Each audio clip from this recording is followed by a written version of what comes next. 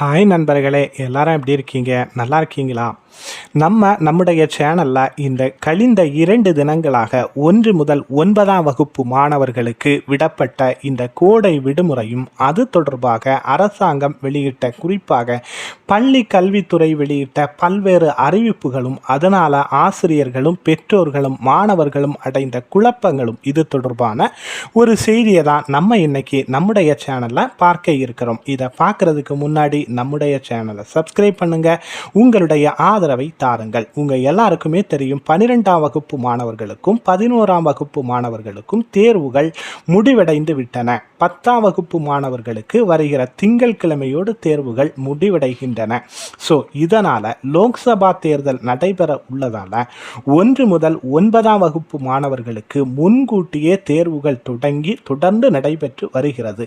So இந்த நிலையில் இந்த தேர்வுகள் வருகிற ஏப்ரல் 12ஆம் தேதியோடு முடிந்து 13ஆம் தேதி கோடை விடுமுறை இந்த 1 முதல் 9ஆம் வகுப்பு மாணவர்களுக்கு ஏப்ரல் 13 முதல் கோடை விடுமுறை விடப்படும் அப்படின்னு சொல்லிட்டு பள்ளி கல்வித்துறை தொடக்கத்தில் அறிவித்திருந்தது. ஸோ இந்த அறிவிப்புடைய எதிரொலியாக ரம்ஜான் பண்டிகை எங்களுக்கு வருவதால் ஏப்ரல் 10, 12ஆம் தேதியில் உள்ள இந்த தேர்வுகளை மாற்ற வேண்டும் அப்படின்னு சொல்லிட்டு பல்வேறு சட்டமன்ற உறுப்பினர்கள் கோரிக்கை வைத்திருந்தனர். ஸோ அது தொடர்பாக கூட நம்முடைய சேனலில் நம்ம வீடியோ வெளியிட்டிருந்தோம். ஸோ அந்த நிலையில் இந்த 10, 12 தேதிகளில் நடக்கக்கூடிய இந்த தேர்வுகளை ஏப்ரல் 22, 23ஆம் தேதிக்கு இந்த பள்ளி கல்வித்துறை தள்ளி வைத்தது அப்படிங்கிறதும் உங்கள் எல்லாருக்குமே தெரியும். ஸோ இந்த நிலையில் இந்த 10, 12ஆம் தேதியும் அதன் பின்னர் 22, 23ஆம் தேதி இந்த இடைப்பட்ட நாட்களில் பள்ளிக்கு வர வேண்டுமா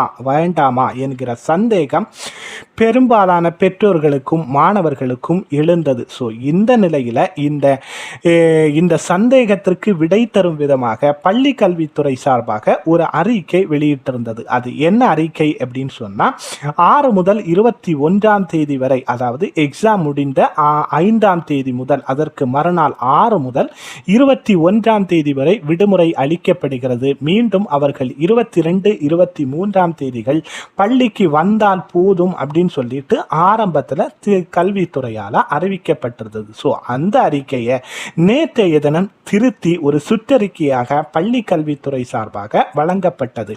அந்த சுற்றறிக்கையில் அவங்க என்ன சொல்றாங்கன்னா, 1 முதல் 3ஆம் வகுப்பு மாணவர்களுக்கு நேற்றோடு தேர்வுகள் முடிவடைந்து விட்டன. அவர்களுக்காக கோடை விடுமுறை 6ஆம் தேதி முதல் ஸ்டார்ட் ஆகிறது. ஸோ 4 முதல் 9ஆம் வகுப்பு வரை உள்ள மாணவர்கள் ஏப்ரல் 8, 10, 12ஆம் தேதிகளில் பள்ளிக்கு வந்து தேர்வுக்கு தயாராக வேண்டும். இடைப்பட்ட அரசு மற்றும் வார விடுமுறை நாட்கள் அவர்கள் பள்ளிக்கு வர வேண்டாம் அப்படின்னு சொல்லிட்டு சொன்னாங்க. ஸோ இதனால் ஏப்ரல் 15 முதல் 21ஆம் தேதி வரை பள்ளிக்கு வர வேண்டாம் அப்படின்னு சொல்லிட்டும், இந்த மாணவர்கள் மீண்டும் ஏப்ரல் 22, 23ஆம் தேதிகளில் அறிவியல், சமூக அறிவியல் தேர்வுகளுக்காக பள்ளிக்கு வர வேண்டும் அப்படின்னு சொல்லிட்டும் அறிவிக்கப்பட்டிருந்தது. ஸோ ஏப்ரல் 24 முதல் இவர்களுக்கான கோடை விடுமுறை ஸ்டார்ட் ஆகும் அப்படின்னு சொல்லிட்டும் மாணவர்களுக்காக தெரிவிக்கப்பட்டிருந்தது. ஆசிரியர்களை பொறுத்த அளவில் ஏப்ரல் 26ஆம் தேதி வரை பள்ளிக்கு வர வேண்டும். பள்ளிக்கு வந்து அவர்கள் விடைத்தாள் மதிப்பீடு செய்வது, மாணவர்கள் சேர்க்கை போன்ற பல்வேறு பணிகளை அவர்கள் மேற்கொள்ள வேண்டும் அப்படின்னு சொல்லிட்டும் அறிவிக்கப்பட்டிருந்தது. ஸோ இந்த அறிவிப்புக்கு பொதுமக்கள் மத்தியில் தற்போது எதிர்ப்பு கிளம்பியுள்ளது. என்ன எதிர்ப்பு அப்படின்னா, 4 முதல் 9ஆம் வகுப்பு மாணவர்களுக்கு எஞ்சி இருப்பது இன்னும் 2 தேர்வுகள். அவற்றை 13 அல்லது 16 ஆகிய தேதிகளில் நடத்தி முடிப்பதற்கான வாய்ப்புகள் இருக்கிறது.